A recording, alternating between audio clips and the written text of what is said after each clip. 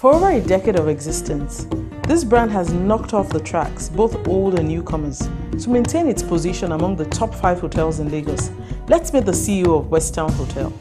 What does it mean to be the CEO of Westown Hotels? That's a tough one on me. Well, but by His grace, I've been able to cope. It's a tough job whereby you have to attend. I mean, you have close to 114, 15 staffs under you from different backgrounds. It's a service industry with different departments, and as the principal told me, I like to know my staffs and call them by their first name individually. So initially, I find that one difficult, but I was able to cope with them, and it's okay. By His grace, like I said, we are moving on. Hotel, basically all through the night, something is happening. Yeah, just ask them in case there are things that I miss, because I go into my systems, see what we have over the night, try to log in to see if there's any incidents. Just want to know for your information so that you know where to take it up to next. So that's what I do. So, and if I check into it, ask questions, especially from my GM, who I believe between the hours of 7 and 8 o'clock will have been briefed, and he can now brief me again. What kind of businesses have you done over the years, and how has it been really doing business? I have been an architect. I started my practice 1982,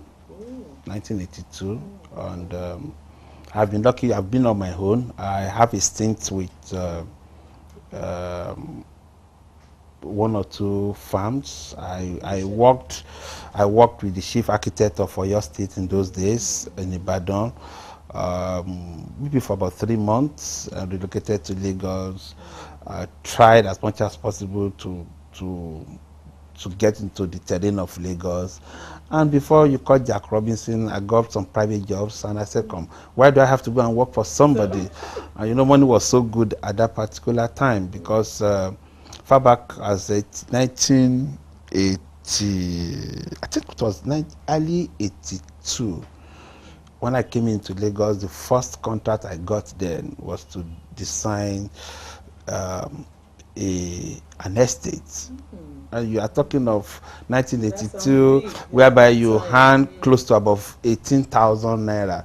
At that particular time, 18,000 naira will probably buy you about 3 Mercedes Benz, at that particular time, or 2 Mercedes Benz, because Mercedes Benz was being sold for about 12,000 naira or 9,000 naira. For my mind to comprehend. So then it was a big money for somebody like me, and before you know it, and I just started getting bits and bits together. So there's no point in working for anybody again. So you went on your own. I went like solo. You got a lot of referrals, Once you started, this person told this person. But one thing you must know is this: everybody likes something good. Yes. You must be yourself. You must have your own concept. This is what I tell people. You need to identify where you are going. You need to identify who you are, your style, and be consistent. Wow. Consistency. It's consistency. It's all about consistency. You don't want to pick this one. You don't want to pick that one.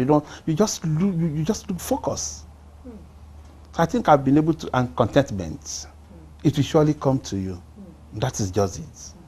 So you take your time. I was able to move around the social circles, courtesy my late cousin. He was always taking me to everywhere. He was always proud of me. Oh, look, my cousin, blah, blah, blah, blah. And before you know, oh, he did my house. Oh, you did that? Oh, that's a beautiful house. Okay, I have this, I have that. And, then I went into that was why I got to know most people, And today I'm proud of, I still relate to some of my old contacts. I rarely design now, but I tell you, I still open doors.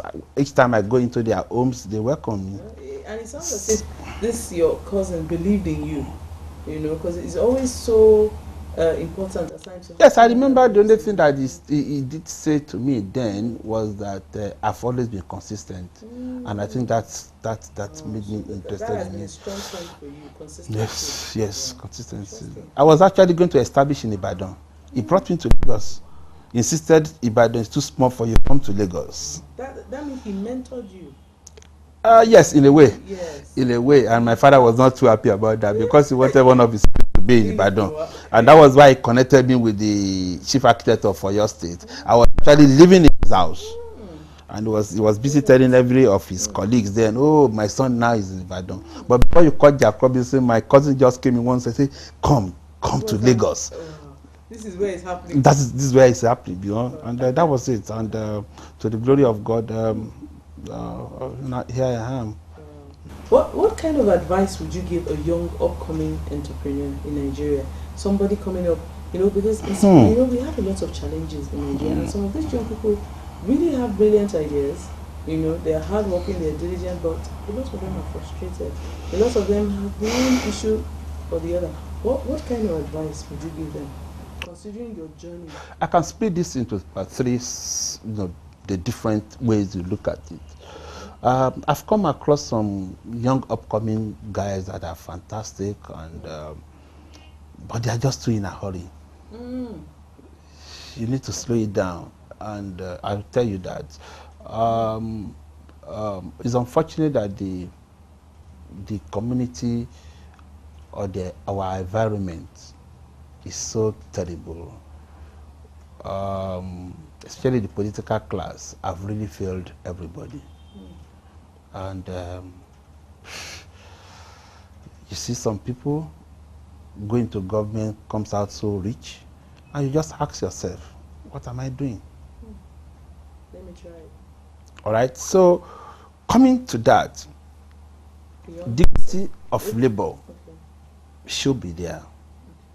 One, you have to be an obedient person. I say this to you, no matter what happens, obedience will take you to the next level. It may take it will take some time, but you surely get there. If you are a stubborn person, you will never get anything. Stubbornness, it's all in the book of Proverbs. You're a fool because you stand to lose so much. You gain by being obedient, because it is when you are obedient. It's just I'm sorry the way I'm expressing myself now. If you are not obedient, there's no way you can be patient. There's no way you can persevere. There's even no way you can hear from God. There's no way you can. If you are not obedient, there are some small words that just come into your ears, and you just say, Lord, are you telling me to do this? Like the proverb said, anger rests in the bosom of fools. I don't want to be a fool. So for the young people coming up, they need to be a little bit patient with, especially when your parents are talking to you. You end up, your parents are probably going to pass on very soon. You have a long way to go. So you need to take so much from them before they just leave. And they have a lot of experience. They have a lot of experience. They have a lot of information. You cannot buy such information. I attended a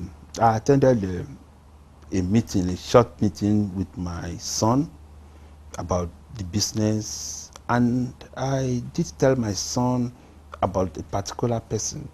So when we were trying to talk to this guy, and I just trained the guest, and he said, sir, do you know that person? Is this exactly what I told my son? The guy just repeated it. And we just look at ourselves. Do you understand what I'm saying? But at the same time, all the young guys coming up now, they want to do things their own way. Fine. Fine. But there's some basic... There is past, there is present, there is future. You have to know that if there's no past, there won't be a present. And there's no present, there won't be a future. So where did you get the past from? From elders. People that created a new model or a new version of things still go back to the original one to be able to know how to improve on the next one they are going to do.